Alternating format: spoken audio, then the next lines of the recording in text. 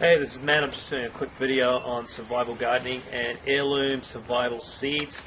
Got in my hand a brand called Ark Survival. It's Ark Survival Seeds. I'll just put it on the camera so you can see. Highly recommend this brand. You can buy it on Amazon. There's a link below the video if you want to go and grab that. This survival seed pack, the reason I like it is it's paper, and the seed packs themselves, more importantly, are made of paper.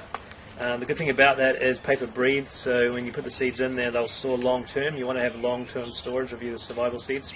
If you use mylar bags, plastic or poly, foil bags, they can trap moisture when you open them and close them again, and then they can make your seeds go off and die, and you really don't want that. So paper is the way you want to go. The cool thing about the Ark brand is that they also, on every individual seed pack, as you can see there, is they give you instructions on how to actually grow them, the conditions you need. So they give you all the help that you need to actually use the seeds, which I think is really cool.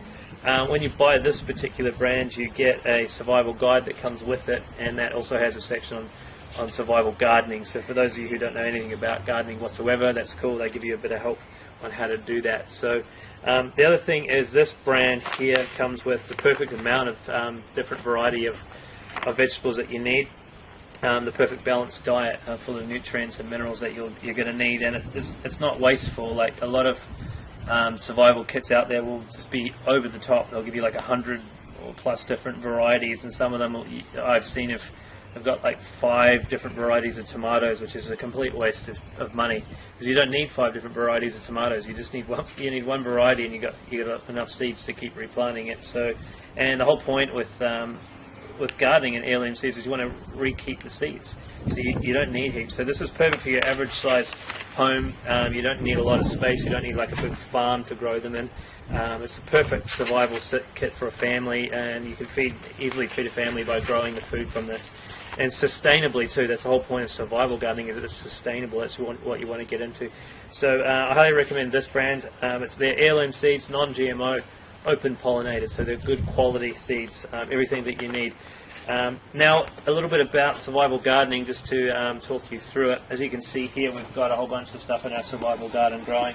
We've got beets growing here and down here. We've also put them in raised garden beds, so you can see the higher off the ground you get them, the more sun that the plants will get, and it's just better. You don't have to do that if you can't. Not everyone's going to be able to do raised garden beds, but if you can, that's a good idea. You also want to have obviously a regular supply of water. You don't have to have things on timer, and we've just got it on hose. If you've got on an apartment, you might just have water in can, but you need obviously a good fresh supply of water. The other really important thing is soil. The soil has to be good, nutrient dense soil. A lot of people who don't understand gardening don't realize how important the soil is. So you want to make sure you test your soil before you start. Again, if in the Ark Survival Seed Pack they talk about that to help people to learn about pH levels of soil. But you've got to have a good pH level, so you need to test your soil before you start. And also you've got to keep putting nutrients back into the soil, so it's a sustainable setup that you've got. So what I encourage you to do is get some form of a composter like this. You don't have to have one of this size, but put all your food scraps into here, and water and sun and heat. Not sun, it needs heat, and then that'll produce compost which you put back into your survival garden, and then it's a sustainable system, because you need to put nutrients back in, otherwise your plants over time will become depleted of minerals, and you don't want that. But it's easy to do composting. So as you can see along the fence there on the right, we've got runner beans going up the side, we've got lettuces, we've got cabbages, we've got beets, a whole lot of different varieties, which is perfect. You don't need a lot of space to have to do this. It's not a bad idea if you can. If you come through this way, we've built sort of just a homemade greenhouse. So if you're in a condition where the weather gets colder in winter and you want to keep growing all year round, which is important if you're providing a survival garden for your family, then growing in winter is important. This is easy to do. We just use hard plastic sheets on wood, and that keeps the temperature high enough to be able to grow all year round. So easy to construct something like this. As you can see in here, we've got peppers growing.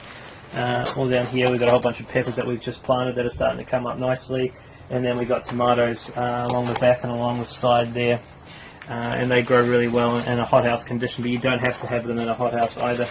So yeah, so that's really it for survival gardening. I just wanted to do a short video, explain a few tips for it. Obviously it's really important when you're getting your seeds, they've got to be heirloom seeds. You don't want anything that's a a GMO or a modified seed. You want to have a real true non-GMO seed and open pollinated seeds. So I encourage you to check out Ark Survival Seeds. Again, the link's below the video. You can go and grab this brand on Amazon. Thanks so much.